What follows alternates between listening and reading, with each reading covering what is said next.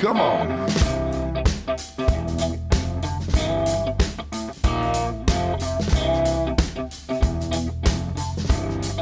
What else?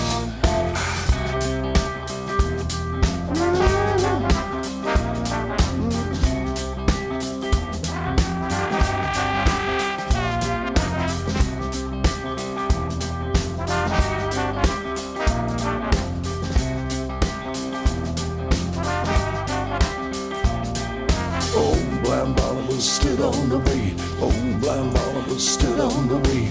Oh, blind Barnabas stood on the way. Good God Almighty, have mercy on me. Oh, blind Barnabas stood on the way. Florida native Walter Parks was part of the folk duo The Nudes with cellist Stephanie Winters. He would later serve as sideman guitarist to Woodstock legend Richie Havens, and then form his own trio, Swamp Cabbage. He's performed with R&B drum legend Bernard Purdie and with Judy Collins. He's currently based in St. Louis and continues to perform and record both solo and with his Americana spirituals project, the Unlawful Assembly. I've never met anyone quite like Walter. He's a great storyteller, and recently, in his guitar workshop, I had the good fortune to hear some of his story.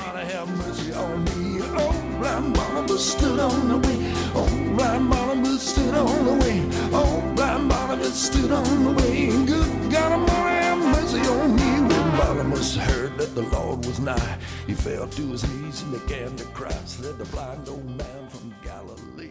Good God Almighty, have mercy on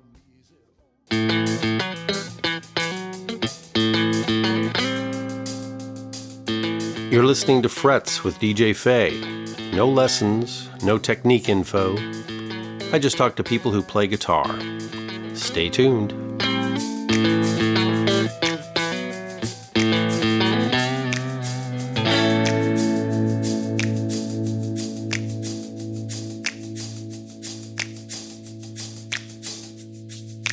Well, for the listeners, this marks only the second time we've recorded on location, that location being the home of Walter Parks, singer, songwriter, composer, guitarist.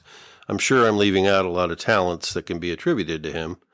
Walter, thanks for taking some time to do this. Oh, this is great. I'm back from a tour in Denmark and kind of sorting out some issues I had with equipment and guitars over there, so I appreciate you coming to my workshop here. This is great. I'm happy to see the workshop. Well, you know, I do so many repairs here because I have a lot of guitars and I'm always changing things up, and it just gets expensive and impractical to get other people to do it. So over the years, I've figured out how to do it myself. Nice. Yeah. Well, you've lived quite a few places over the years. Did you spend most of your early years in the American Southeast? Yeah, I grew up in Jacksonville, Florida, which a lot of people, when they think of Florida, they think of Miami and that sort of leisure life. But I call Jacksonville the Georgia part of Florida. It used to be very, very country in its orientation, and now it's a little bit more big city-fied. But I loved growing up there. It's wonderful terrain, natural resources are a little bit ominous. You've got gators and water moccasins and rattlesnakes everywhere, but all that kind of contributed to the music that I make. I spent a lot of time out in the swamps, and we can talk about that and how it influenced the sound. Well, what other stuff were you listening to in your teenage days? What music? Great question. Going teenage days, early teenage days, I was listening to what my parents were listening to, which was what we used to call beautiful music or easy listening. So that was kind of orchestral music marketed to white people who were really not into classical music, and real safe melodies, Henry Mancini and Robert Goulet and that kind of thing. Ray Charles's more softer stuff like Georgia on My Mind and that kind of thing, or I Can't Stop Loving You. So I went from that to trying to figure out what some of the Southern sounds I was hearing were all about. I love the Allman Brothers. You probably did too. Oh, yeah. So the Allman Brothers were the ambassadors of what the South could sound like in a rock and roll manifestation. There was always country music. There was Loretta Lynn, there was Conway Twitty, Porter Wagner, Dolly Parton, and all that. I didn't like that stuff. I didn't like it primarily because my father used to use country music to wake me up in the morning. And so I just had a disdain for it. Not only that, I think there were two types of Southerners listening to music at that point. Now, I'm speaking of white folk because that's what I'm authorized to talk about in one sense. But there were people who fancied themselves, and I'm saying they fancied themselves because it was not necessarily the truth, of the upper class. Yeah. You know, we listened to, like I said, the beautiful music or easy to listening, or sometimes classical music, but we never listened to the music of the working class. And I think this goes back to the plantation days. Are you a planter or are you a worker? You know? And so, but Southerners don't even realize that this stuff is carried over, but I believe that it has. So I cared nothing for working class music when I was a kid.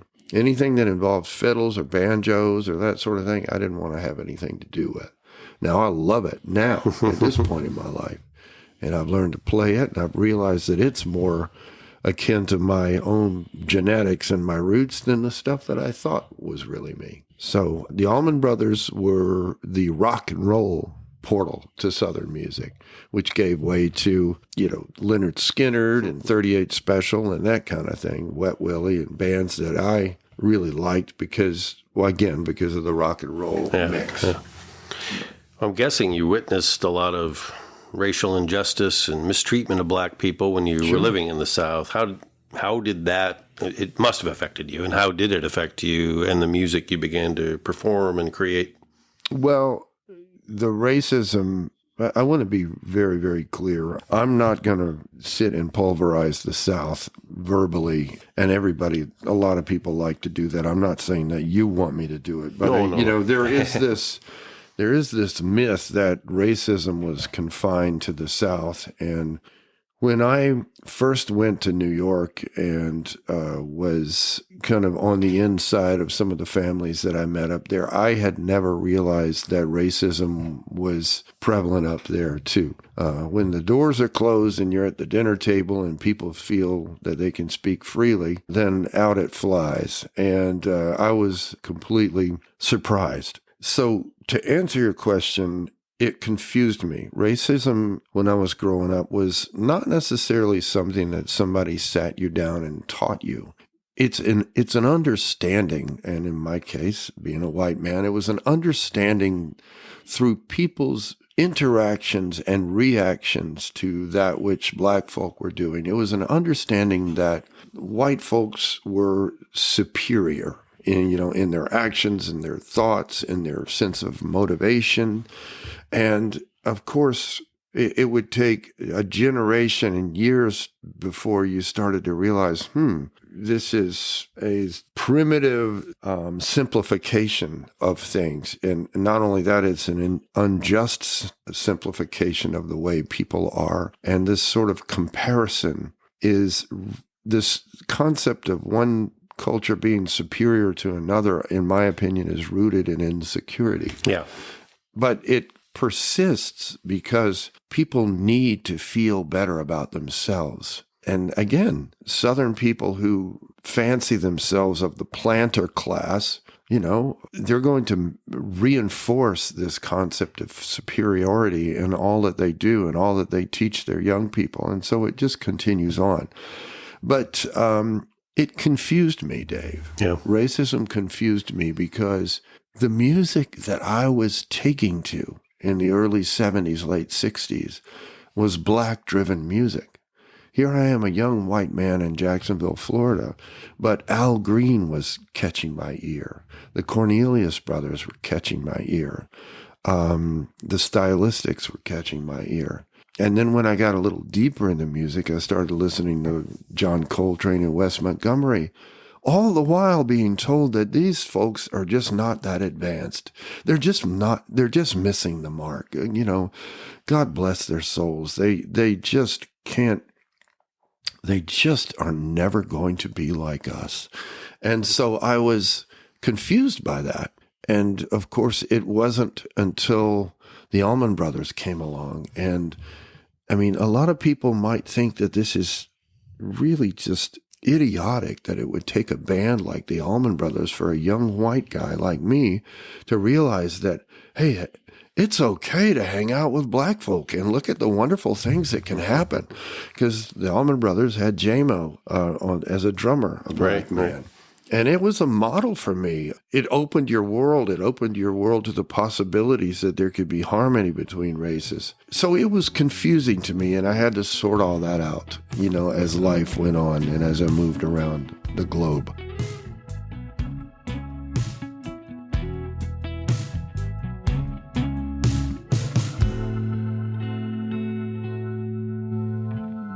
I know I hurt you such a long way back. Some people keep pushing on that. You can't board the mercy train because you laid the track when you shouldered it. When you shouldered it. When you shouldered it. Yeah, you shouldered it.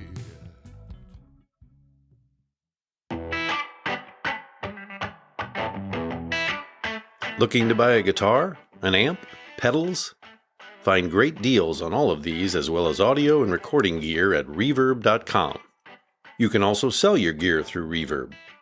They have great articles about music gear and bands. And Reverb believes music makes the world a better place.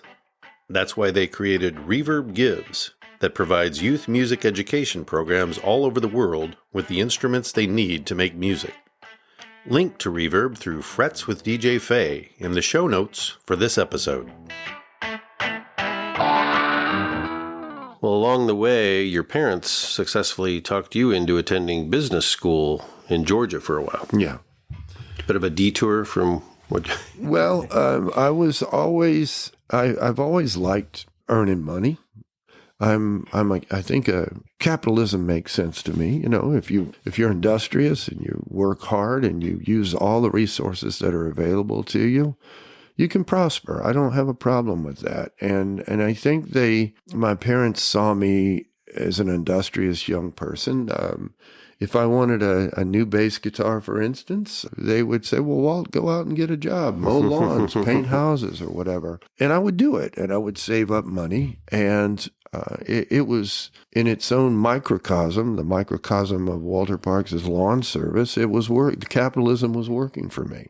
So they suggested, my parents and my grandparents suggested that maybe I go to business school. And that was all well and good. But the unwritten part of it, well, sometimes it was actually written and spoken as like, you're going to need, they would say in a very caring way, Walter, you're going to need to have something to fall back on because this music thing is very hard. The arts are, it's very competitive and it's probably not going to work. The odds are against you. So let's be practical right from the get-go. And as you probably read, Dave, in my bio, it just...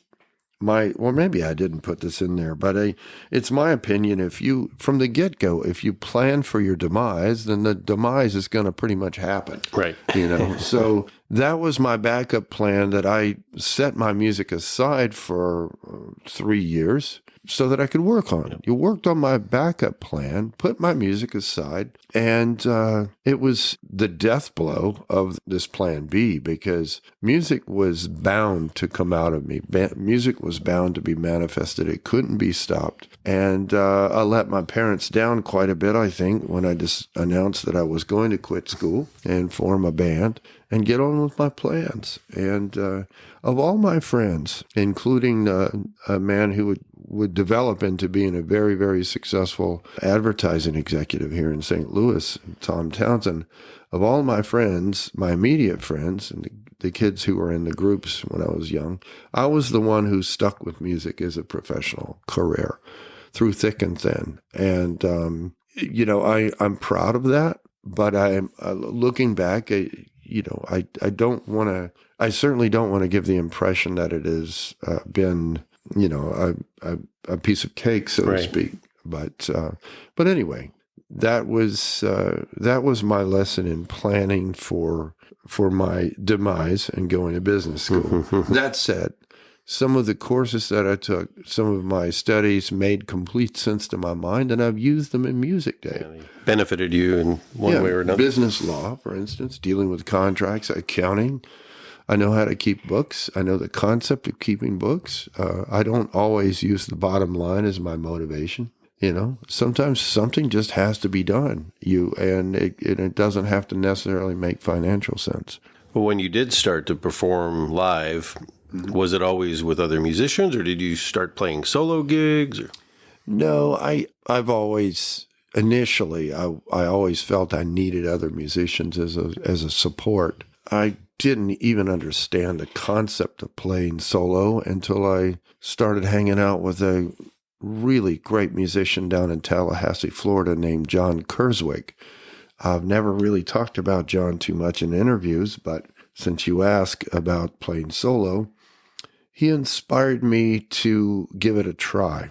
John Kurzweg is a talented songwriter and talented guitarist. And at one point, we were colleagues in the North Florida area. We were contemplating playing music together, and John was also a good drummer. I wanted him to play with me in my bands. And we decided that we weren't going to work together. John went on to be the producer of Puddle of Mud. Oh, wow. And he went on to produce the band Creed. So John made a tremendous success out of himself with the first 2 albums of Creed. But John is a phenomenal solo guitarist and singer, and he inspired me. And I wouldn't know what I could do with that until after my 10 years with Richie Havens. So I was always playing with other musicians. Some of my first bands were 5-piece groups as a kid, and then I would kind of morphed into more of a power trio kind of thing with my group Swamp Cabbage. But it wasn't until my time with Richie Havens ended that I decided, I really need to develop my solo thing. I also got a kick out of reading that you were inspired at one point after hearing Bridge of Sighs by Robin Trower. I really loved that album, and it's very blues drenched. Well, Bridge of Sighs was attractive to me mostly because of the sounds. I was just a little young to catch Hendrix when he was in his heyday, So in 1972 or whatever, I think Bridge of Sighs was coming out, 73 maybe. And Robin Trower's sound on that record was very inspired by some of the things that Hendrix did, but that didn't matter to me. I wasn't really a fan of Hendrix. I love Hendrix, but he wasn't, I missed him. I missed Hendrix. He came and went before I was really listening to rock and roll music.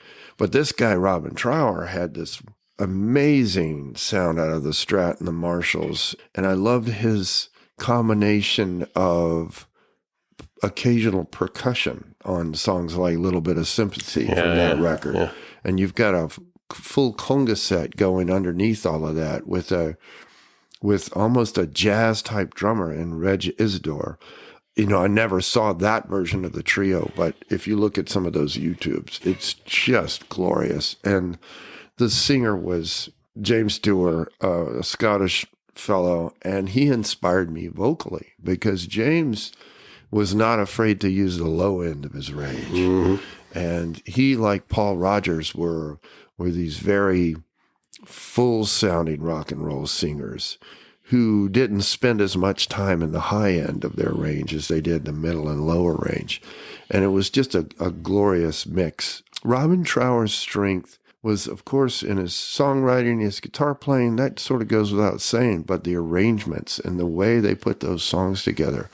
I think Matthew Fisher was a keyboardist from Procol Harum during that era, and he produced those first 2 or 3 Robin Trower records, and they were just masterpieces. But that was a perfect example of a guitarist being heavily influenced by another guitarist, another musician, meaning Trower influenced by Hendrix, but yet being able to craft his own sound. Right. And that is, I think, the definition of inspired artistry right there. Yeah, I'm really glad I did get to see him in those days when he was touring to promote Bridge of Sighs. It was Lord. a great experience. Wow. Where did he play? It was the Kiel Opera House. Oh, my I'm gosh. trying to remember what year, but it had to have been the 72 right after or it came, 73. 72 or 73. Yeah. They gon' be waffles 'cause you're in the house. They gon' be butter 'cause you in the south. Scour the menu through the laminate for anything on its subtle or in sick bed. Look how the pictures on it are V8. They gon' be smothered in a lip band. They gon' be butter people where you from. That's just the way this kind of food gon' come. They gon' be waffles 'cause you're in the house. They gon' be butter 'cause you in the south.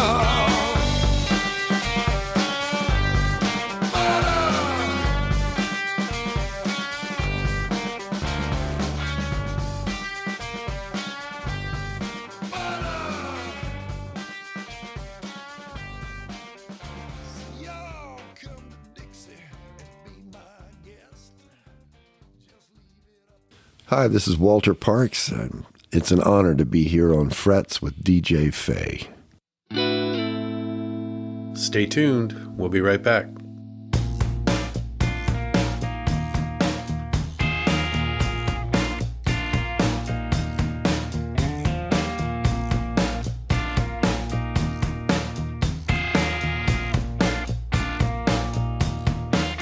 Small man wears big shoes. Don't make him grow, just feels a little bit higher. But he's After playing with bands in garages and basements, Jimmy Griffin's group Broken Toys became a huge hit in the Midwest. Jimmy became a much sought-after player with a variety of tribute acts: Street Fighting Band, Celebration Day, El Monstero, and The Hard Promises. I played with them a couple of years ago, and we were going through some of the songs, and Adam turned to me and he was like, "Man, this is real." And I was like, "Dude, your band made me I learned how to do that stuff via that band, you know." And that was a really huge thing for me to play with those guys. It was fun. Hope you'll give my talk with Jimmy Griffin a listen on Frets.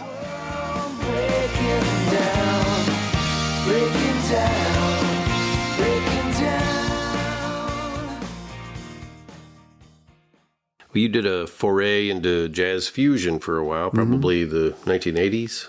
Yeah, there was a time, Dave, when I thought I was going to be a jazz guitar player. Jazz is harmonically my love. You know, it's my pastime. It's how I interpret music, how I process it. I have jazz ears, as the musicians would say.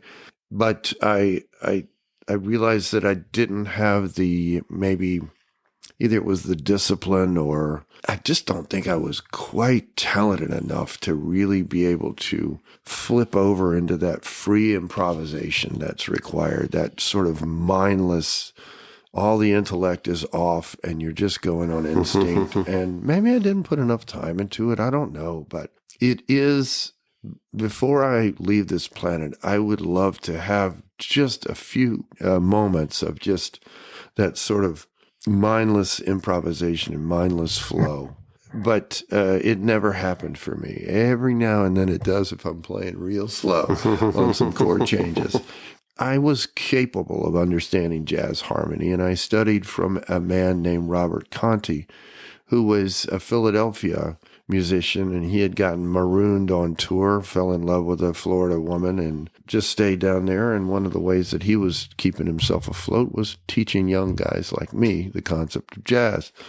And it was quite a trip being exposed to a northern approach, being a southern boy.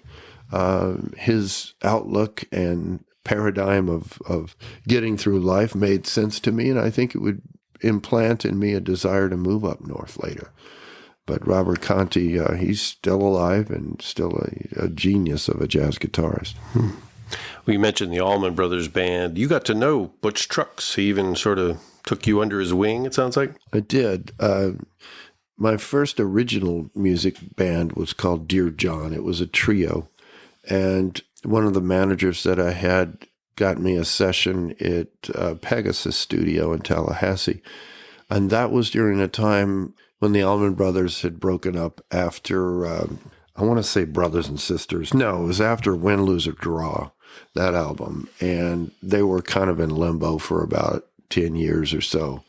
Butch Trucks was the drummer in the Allman Brothers, the white guy. The other guy was J-Mo. And so they had double drummers. Butch was, I think for a while, he was teaching music at Florida State University. Butch his background was in symphonic music. I think he was a timpani player in the Tallahassee Symphony or something. I'm not sure. He was also a businessman. Butch he could speak in terms of, ledgers and reports and all of that. And he knew how to get financing for the projects that he wanted to do. But he had a really fantastic state-of-the-art studio called Pegasus Digital, one of the first digital studios. Now, this was the late 80s, and the concept of digital recording was just taking on. And you would have these recording machines that were 24-track, 32-track, 48-track, and they would be $75,000. And all we have to do now to record that many tracks digitally is buy, a software system and a hardware, and you can be in that for, I don't know, $8,000, $10,000, that kind of thing. Everything's changed. But anyway, so Butch Trucks, during my time of recording at Pegasus Studio in Tallahassee, I got to know Butch because he would come in and out and listen to my project. And at one point, he came into one of my sessions and he says, I just heard from Greg, the brothers are getting back together again. And I said I would do it. And I think Dickie Betts had just recorded, I forget the name of the record, at Pegasus.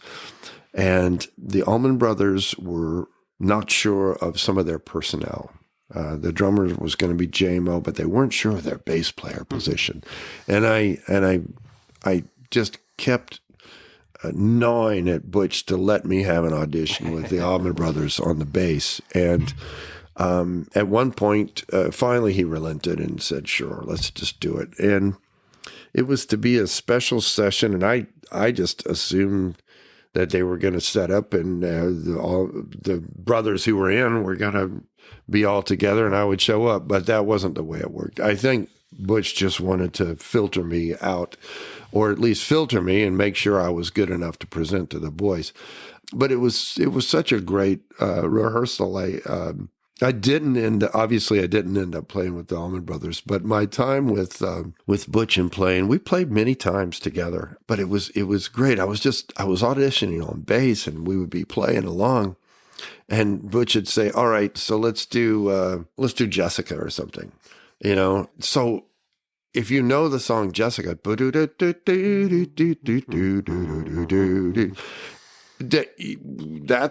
that's what you think of when you think of Jessica, but I just was playing the bass part to a drummer, and every now and then I'd change parts in the song. He goes, no, we're still in the guitar solo.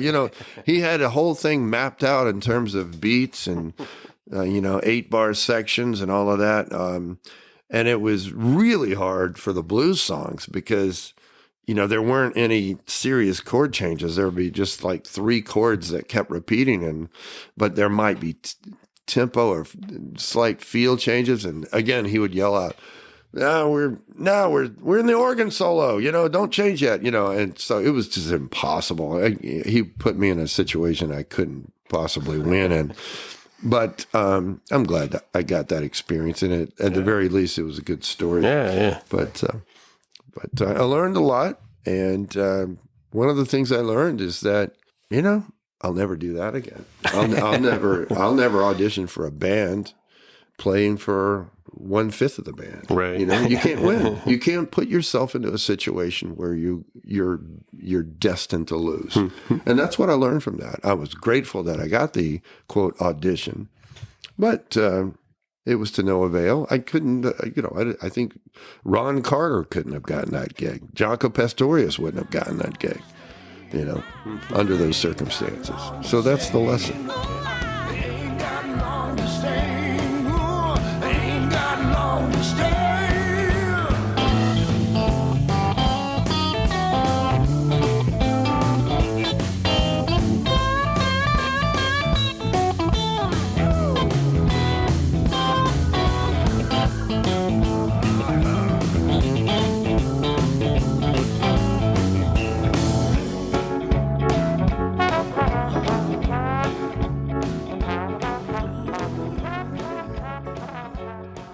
Stay tuned. We'll be right back.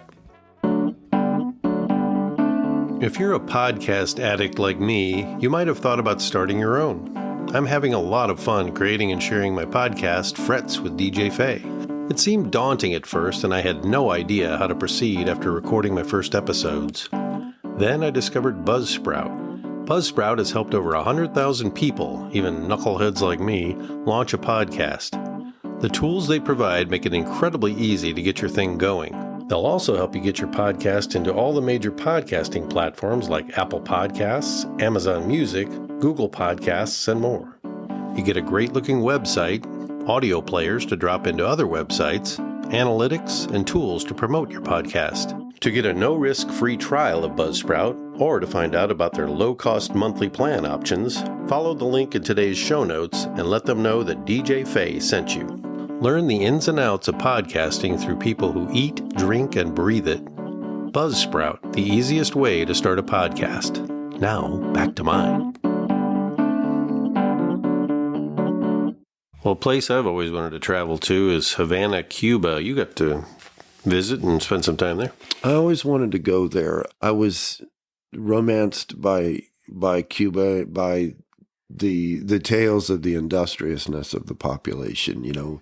It's always said that because of the embargoes that the country people were not able to get parts, and they were frozen in time. When Batista's government was overthrown, they had this was the late 50s. And so they had all these 50s cars, and the American government said, no, you're not getting any more parts. You're not getting any more cars. So they were frozen in time, and they had to keep those cars running.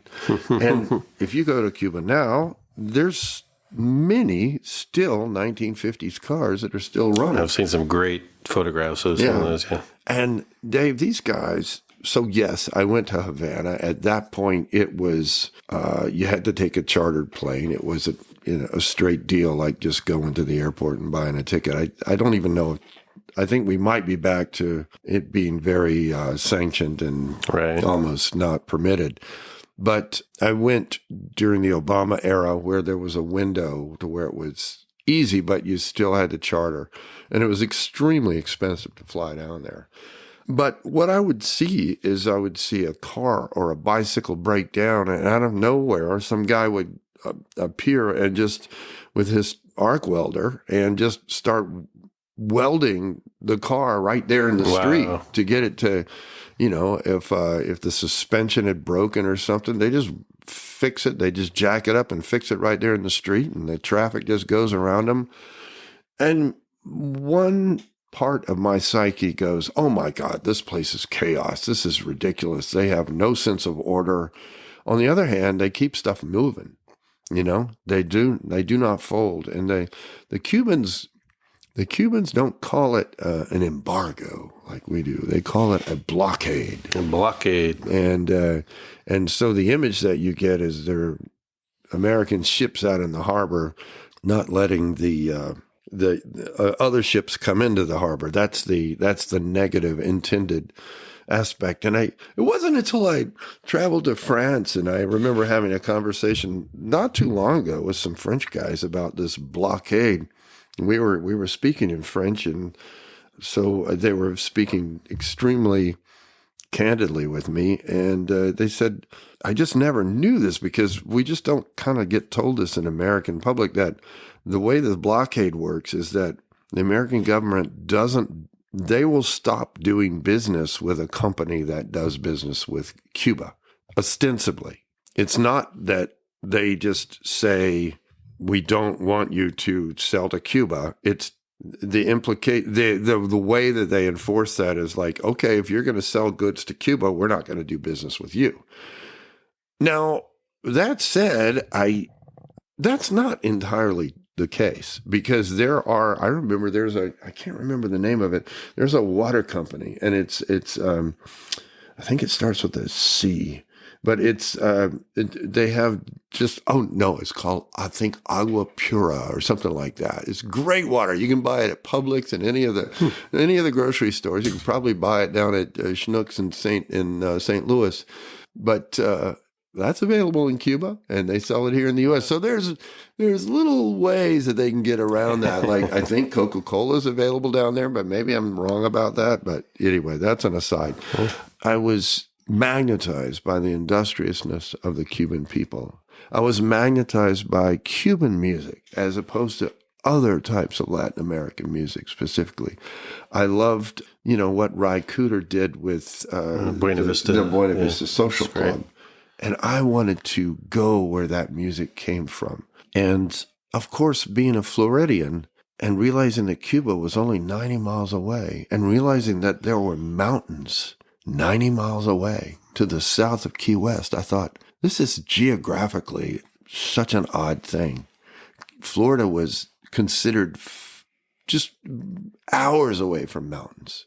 But that was because of my U.S. perspective. Right. I had to go to the Appalachian Mountains to find mountains. But if I could just go an hour and a half south, I could find them down there. Wow.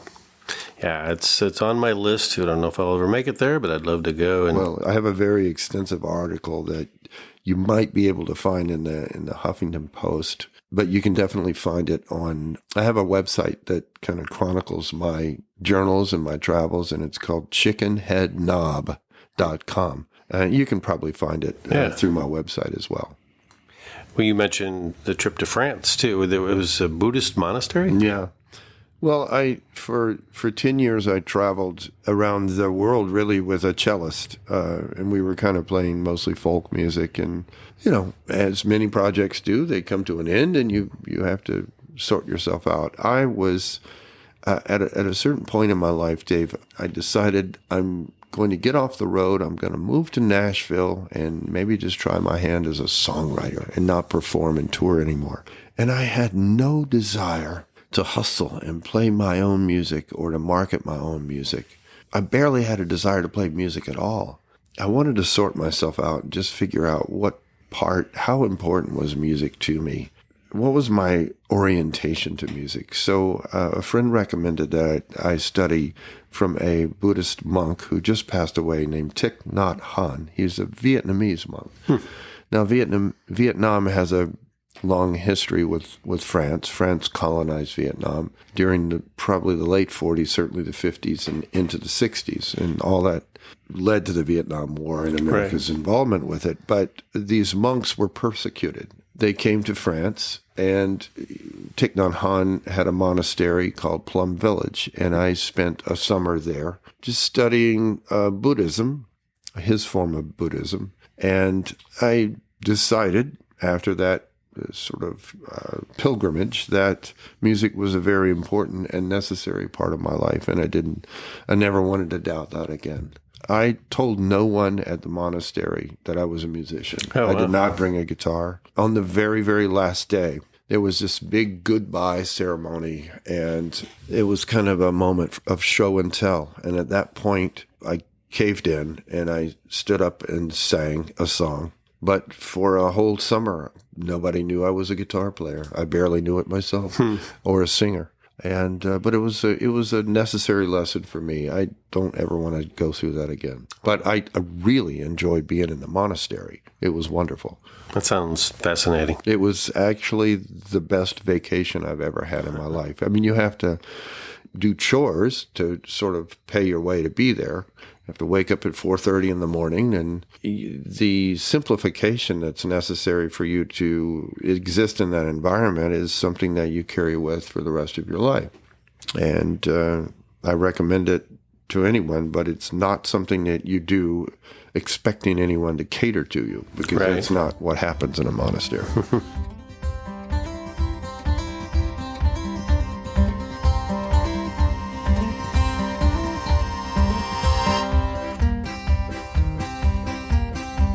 See that catfish going upstream, mouth of the butter, give it the cream. Caught that catfish by the snout, turn that catfish inside out, mommy. Banjo sing, mommy. Banjo sing, come on.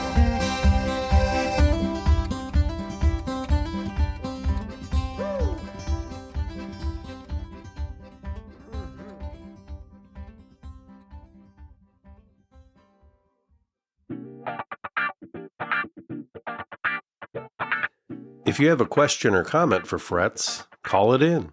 A link to my SpeakPipe is in the show notes and on the Frets Facebook page. It's easy.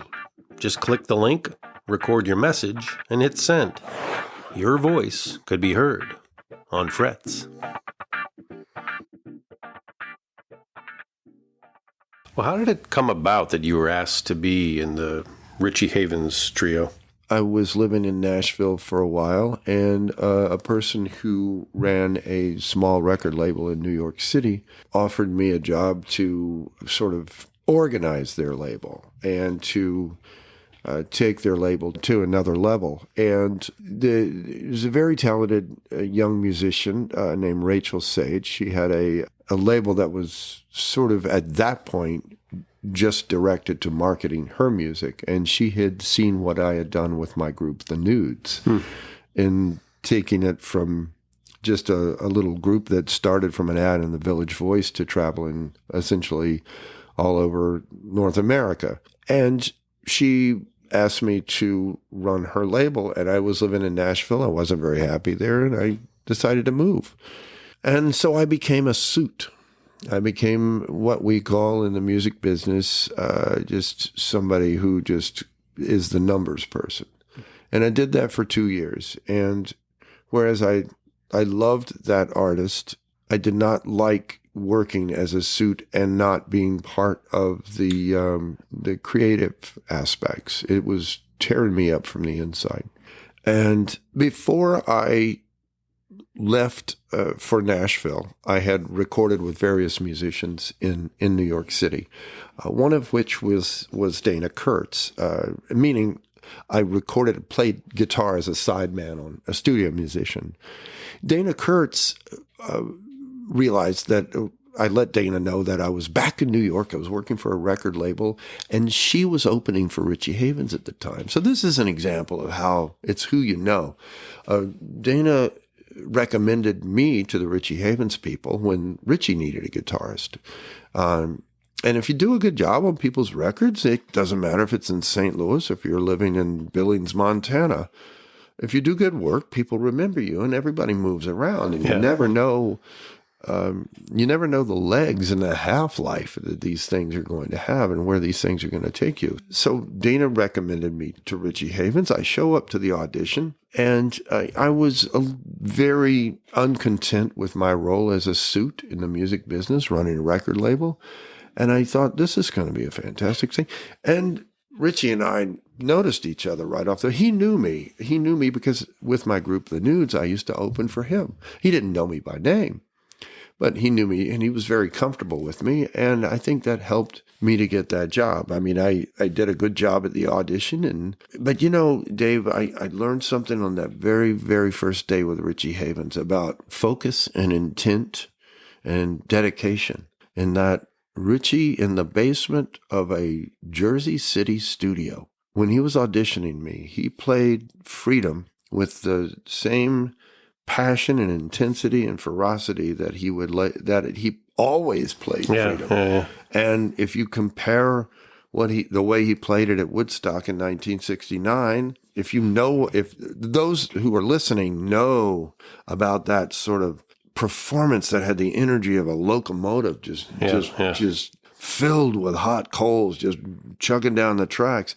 That was the energy I got. That was the respect that I got in a basement in Jersey City when he auditioned me, because this man only knew how to do something at a level 10. He didn't turn it down just because he was auditioning this guy for a job. That's great. He was always on, and that was a lesson that I learned, and I've taken that for the length of what hopefully shall continue to be my career. Yeah. Well, you've played as both frontman and sideman with a lot of great musicians over the years. You've also composed and performed music for film and television, provided voiceover work. How was that experience doing like voiceover and composing for film? Or is that two different questions? No. It's, voiceover work is commercial work. And it's, in a sense, that commercial work is no different from selling, if you will, to be crass about it, an original music song, in that you still have to connect with people. If I'm reading something, I'm reading something that's on my desk. Helpful information provided as a courtesy by the city of Webster Groves. Now, I could say, helpful information provided as a courtesy by the city of Webster Groves. Now, that sounds like an announcer voice. Right. Now, that sounds fake to me. But if I go, here's some helpful information provided as a courtesy by the city of Webster Groves, that sounds more like a real guy, just a real guy talking. But we're always taught in advertising that you have to put on the announcer voice. And that's one thing I love about young people right now. They don't buy that crap anymore. Right. They just don't buy it, and they see through it. And so that's what I love about doing voiceover and commercial work. I feel like I know how to tap into that reel, and it is a faucet that you turn on. It's like, oh, okay. When you come upon somebody and you've never met them before, we generally hold ourselves a little bit more, we tuck ourselves in a little bit. Yeah. We're a little bit more mindful of how we say things. And I think that's just kind of human nature. But then there's that part of you that happens, that rolls out of you once you get to know somebody a little bit more. You're more comfortable. And that's what is needed for an advertisement, And I don't think it's fake. It's not manipulation. It's just human comfort. Mm-hmm. And that's what I like about doing voiceover work. Now, as far as movie soundtracks, it's a whole different ballgame, because what you're doing, especially if you're instrumentally performing or recording, is you are providing an accessory to the experience. You're embellishing the experience, the highs or lows that the actors are going through. And one more thing that you're doing when you're playing instrumental music behind a plot, you are providing the same soundtrack that you might hear in your own mind as you go through your own life. And I don't know about people who are listening to your podcast, but I've got music going through my head constantly. And I have a feeling that people do as well, even if they're not musicians. It's like your own soundtrack. It's your own life soundtrack going on around you. And we're all, one of the things, Dave, that bothers me the most about people when I talk to them about music and creativity is people will say, well, I'm not creative. They won't refer to me as that way. They'll say that about themselves. Right. People will say about themselves, I'm not creative. And I challenge them, because I think we're all kind of writing our own plots through life. It's in there. And we may not be a dancer or a photographer or a musician, but we are all writing the plot to our life. And if Creedence Clearwater Revival was our favorite band when we were kids, or let's say nowadays Harry Styles is our favorite musician, you're still hearing Harry Styles in your head when you're walking down the street, He's got a hook on you, and that becomes the soundtrack to that moment. And that's what I love about soundtrack work, is that I can be the supplier of the soundtrack of that moment. I'm the only person who's in control of that. I can really influence that moment in a movie. And it's tremendously powerful. And you have to try to find music that is loyal to that director's moment. Yeah, I love that. I like coffee, and I admit I've become a bit of a coffee snob. I drink coffee black because, hey, if you want to load up a cup with cream and sugar and syrups and all that, well, whatever. I want my coffee to be delicious without adding anything to it. I take the time to do pour-overs at home. I grind the beans and use my Chemex. The process is worth the wait, and when I buy beans, I buy coffee from my buddy String Bean Pete, coffee roaster and owner of String Bean Coffee. Pete's goal is to offer the finest beans from around the world. He roasts them passionately in small batches in non-computerized old-school ways to music under a disco ball. Yeah, you heard that right. He's a bit of a kook, but that's why I like him.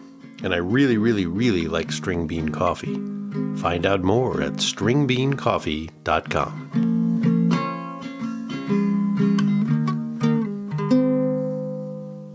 In 2021, I saw Nate Townsend's beautiful piece for Leica Camera. Nate, of course, being the son of the late Tom Townsend, who we mentioned earlier, who was a dear friend to you and an incredible talent himself.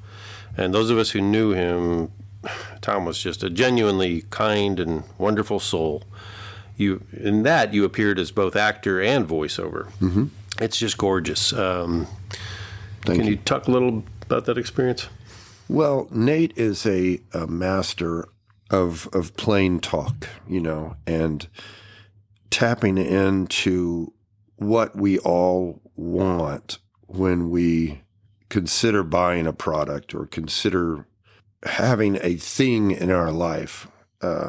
He reminds us that that product is not just having another item on our shelf. It's not a trophy. That product is something that reminds us of some degree of comfort in our life.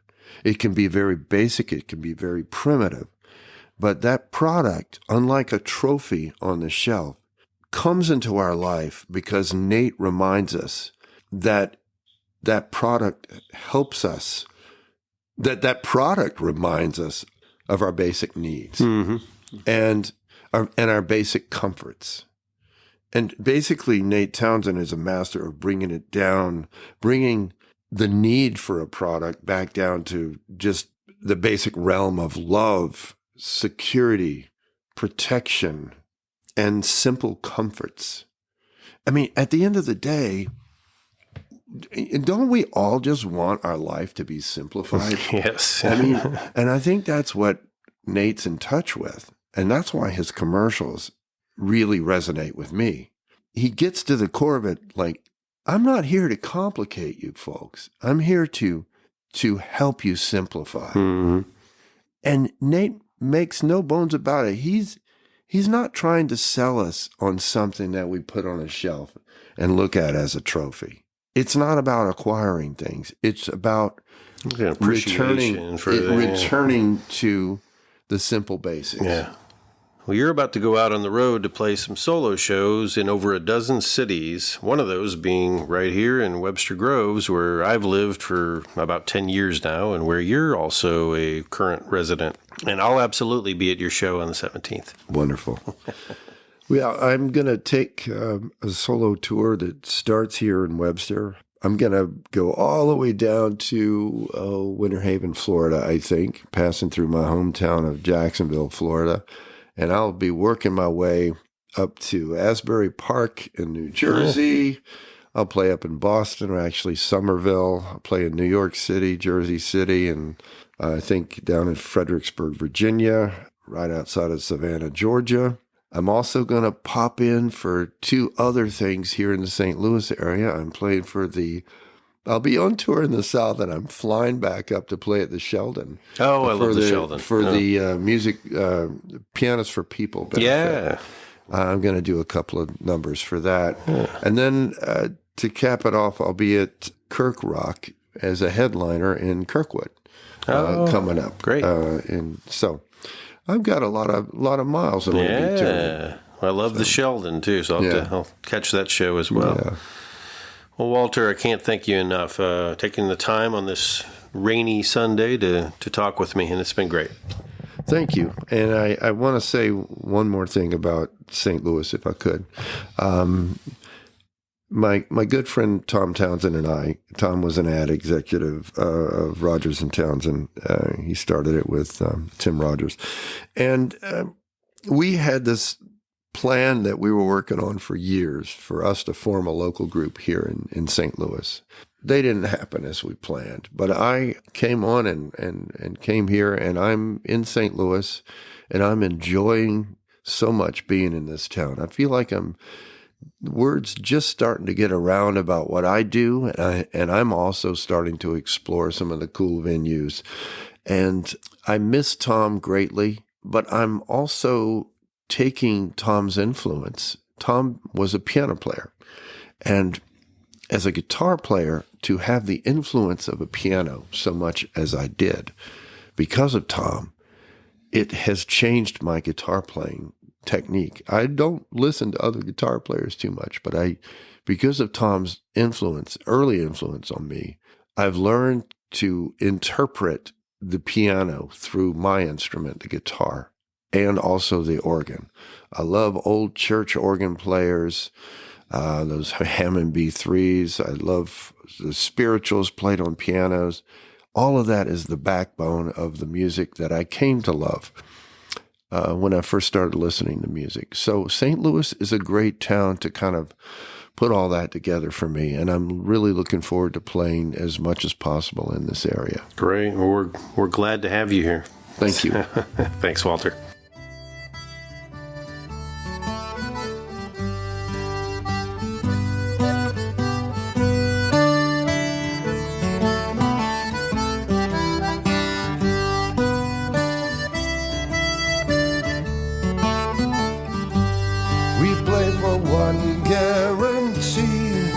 Certain uncertainty. When we fall, we go on with the show. So we play where we must, until gold or until we bust. For Lord only knows, hell we just suppose. Now they've written letters on the theater marquee, sorry, closed indefinitely. We'll be playing for Lord only knows, hell we just suppose.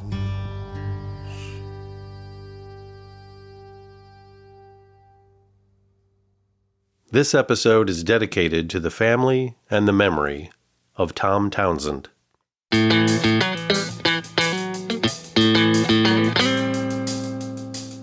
Thanks for listening to Frets with DJ Fey. If you like the show, you can follow or subscribe for free at most podcast platforms. Hope you'll join me again next time. Stay tuned.